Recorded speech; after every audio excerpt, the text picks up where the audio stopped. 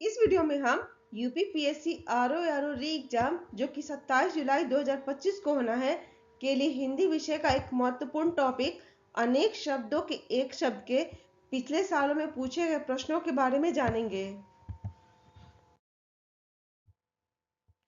पहला क्वेश्चन है, वह समारोह जिसमें गुरुकुल के स्नातकों को विद्या अध्ययन कर लेने के उपरांत विदाई दी जाती थी। इस वाक्यांश के लिए एक शब्द है। ऑप्शंस है समावर्जन, समावास, समावरण और समावर्तन। सही आंसर है समावर्तन।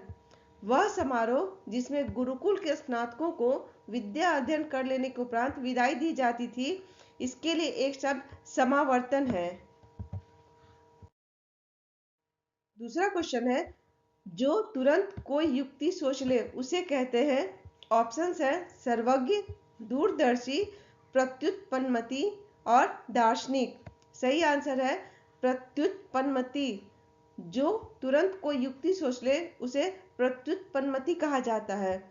सर्वज्ञ जिसे सारी बातों का ज्ञान हो को कहा जाता है। दूरदर्शी का अर्थ होता है जो व्यक्ति दूर तक की बात पहले ही सोच ले। और दार्शनिक का अर्थ होता है जो दर्शन का ज्ञाता हो। तीसरा क्वेश्चन है, जिसके हृदय में ममता न हो उसे कहेंगे। ऑप्शंस है निर्मम, निर्भीक, निशंस और निर्दय। सही आंसर है निर्मम। जिसके हृदय में ममता न हो उसे निर्मम कहा जाता है। जिसके हृदय में दया न हो उसे निर्दय कहा जाता है। जो भय रहित हो उसे निर्भीक कहा जाता है। और निशंस का अर्थ होता है अत्यधिक क्रूर।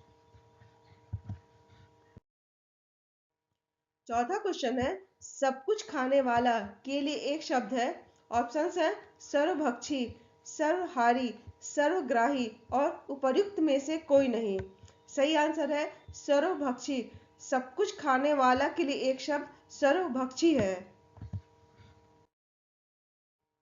पांचवा क्वेश्चन है, जो जोता बोया न गया हो। इस वाक्यांश के लिए एक शब्द है अकर्षित, अकृषित, उसर और अकोर। सही आंसर है अकृषित। जो जोता बोया न गया हो उसे अकृषित कहा जाता है। उसर का अर्थ होता है जिस भूमि में कुछ उत्पन्न न होता हो।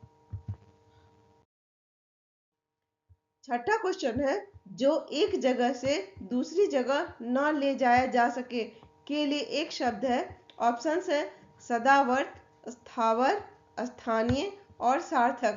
सही आंसर है स्थावर।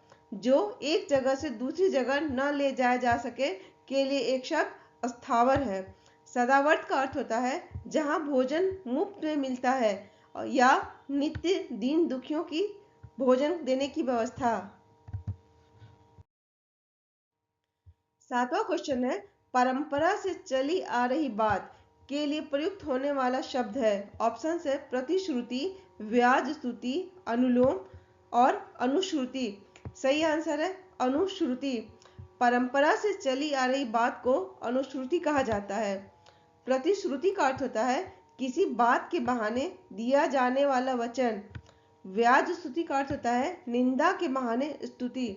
और अनुलोम का अर्थ होता है यथाक्रम या ऊपर से नीचे की ओर आने वाले।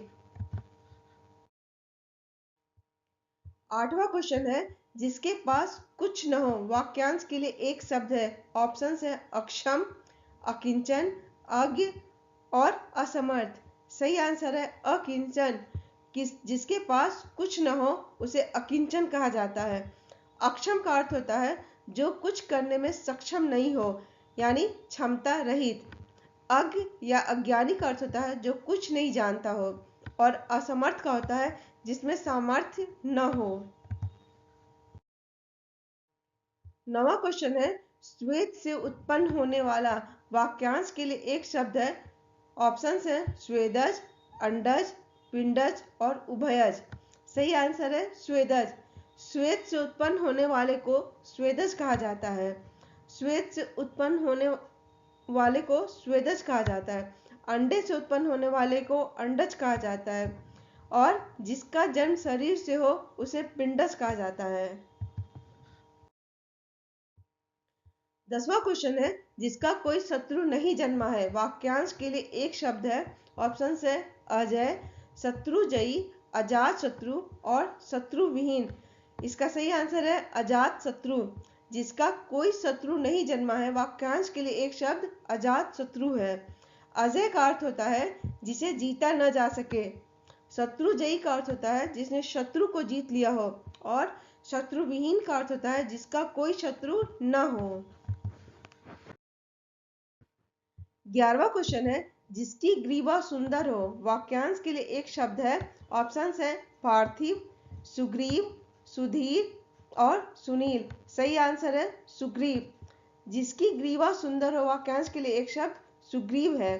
पार्थिव का अर्थ होता है पृथ्वी से संबंध रखने वाला और सुधीर का अर्थ होता है धैर्यवान। 12वां क्वेश्चन है, अपरिणीत शब्द निम्नलिखित में से किस वाक्यांश के लिए प्रयुक्त होता है। ऑप्शन है जिसका परिणाम न निकलता हो, जिसका विवाह न हुआ हो, जिसका विवाह हो चुका हो और जो देखने में प्रीतिकर न हो। सही आंसर है जिसका विवाह न हुआ हो।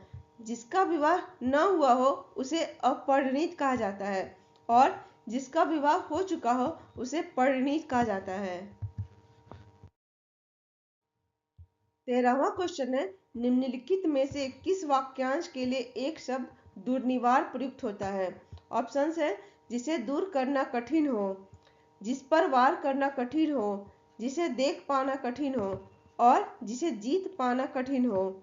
सही आंसर है जिसे दूर करना कठिन हो। दुर्निवार शब्द का अर्थ होता है जिसे दूर करना कठिन हो।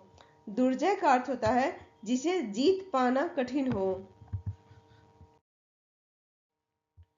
14वां क्वेश्चन है, जिसका अनुभव इंद्रियों द्वारा न हो सके। इस वाक्यांश के लिए एक शब्द है। ऑप्शन है जितेंद्र, अतीन्द्रिय, ऐन्द्रिक और इनमें से कोई नहीं। सही आंसर है अतीन्द्रिय। जिसका अनुभव इंद्रियों द्वारा न हो सके उसे अतीन्द्रिय कहा जाता है। इंद्रियों को जीतने वाले को जितेंद्र कहा जाता है और इंद्रियों से संबंधित ऐन्द्रिक कहलाता है। 15वां क्वेश्चन है, खोज करने वाला। इस वाक्यांश के लिए एक शब्द है। अन्वेषक, अनुपम, अन्विति और निवेशक। सही आंसर है अन्वेषक। खोज करने वाले को अन्वेषक कहा जाता है। अनुपम का अर्थ होता है जिसकी कोई उपमा न हो। निवेशक का अर्थ होता है निवेश करने वाला और अन्विति का अर्थ होता है परस्पर संबद्धता या एकता। और 16वां क्वेश्चन है, वाक्यांशों और उनके लिए प्रयुक्त शब्दों के निम्नलिखित युग्मों में से सही युग्म का चयन कीजिए। ऑप्शन है जो स्त्री अभिनय करे, अभिनेता, जो व्याकरण जानता हो, व्याकरणिक, आंखों से परे, प्रत्यक्ष और लौट कर आया हुआ, प्रत्यागत। सही आंसर है लौट कर आया हुआ, प्रत्यागत। आंखों से परे को परोक्ष या अप्रत्यक्ष कहा जाता है। आंखों के सामने का अर्थ होता है प्रत्यक्ष। जो स्त्री अभिनय करे उसे अभिनेत्री कहा जाता है और जो व्याकरण जानता हो उसे व्याकरण कहा जाता है।